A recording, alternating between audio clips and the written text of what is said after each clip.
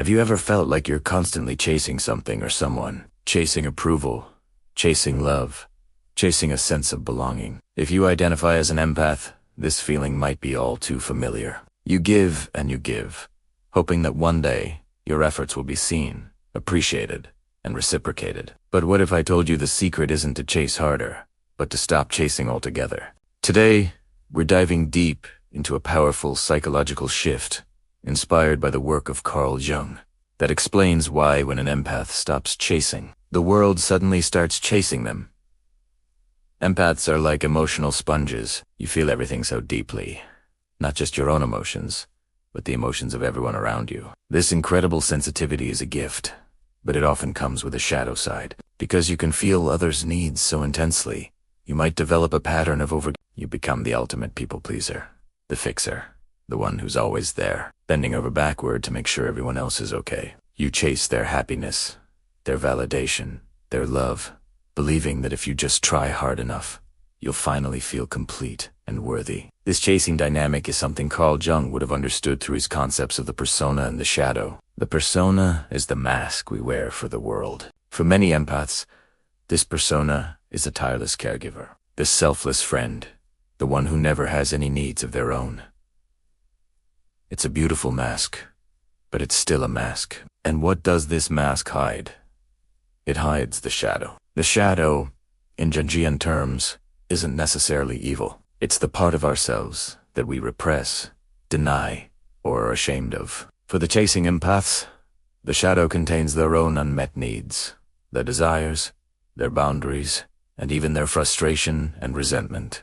It's the part of you that secretly screams, "What about me?" But you've learned to silence that voice, believing it's selfish or wrong. You chase others to avoid confronting your own shadow.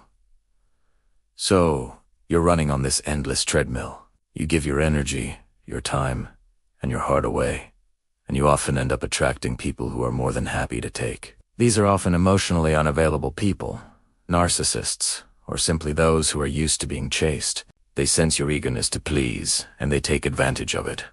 Whether consciously or not, the dynamic becomes set.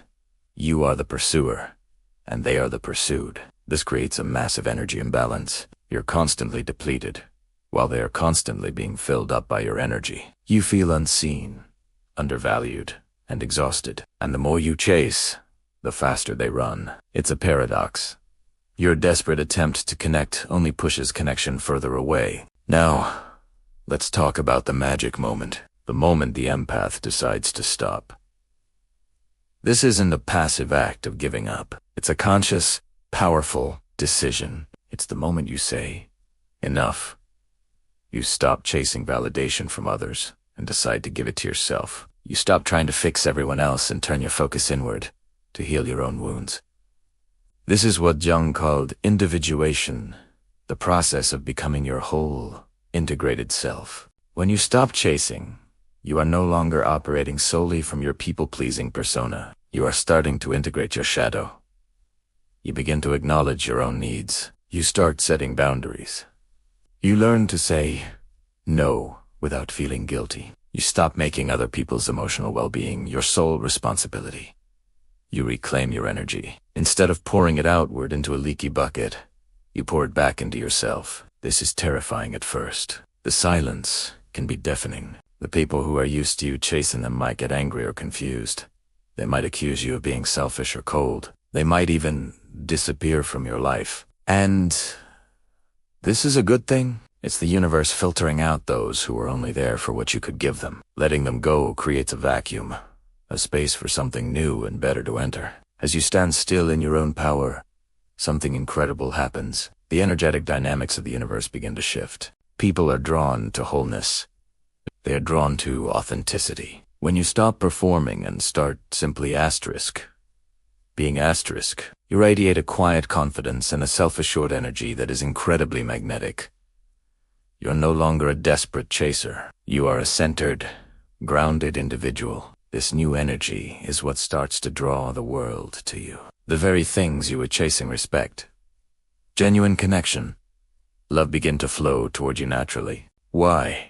Because you're no longer seeking them from a place of lack, but attracting them from a place of fullness. You've become the source of your own validation. You've shown the universe and yourself that you are worthy of love and respect just by being you, not by what you do for others. People who are healthy, whole, and capable of true reciprocity will be drawn to this new version of you. They'll see your light, not because you're shining it on them, but because you're shining it on yourself. They will want to be in your presence, not to take from you, but to share with you.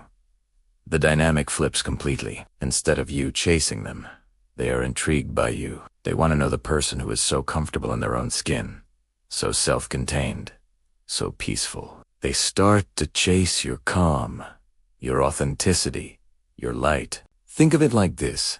A frantic butterfly chaser running around with a net rarely catches a butterfly, but someone who sits quietly in a garden, tending to their flowers, will soon find butterflies landing on them willingly.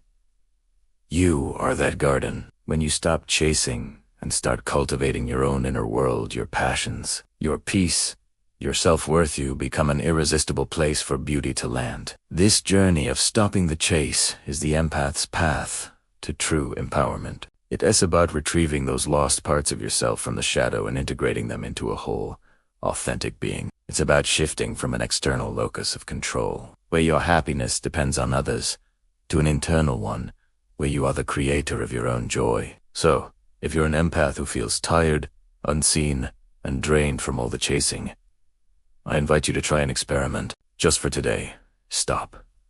Stop chasing that text back. Stop overanalyzing their mood. Stop trying to earn their approval. Instead, turn that powerful, loving energy inward. Ask yourself, what do I need right now? What would make me feel good? Take yourself on a walk. Read a book. Listen to your favorite music. Fill your own cup until it overflows. Watch what happens. You might feel a little wobbly at first. But with time, you'll discover a strength you never knew you had.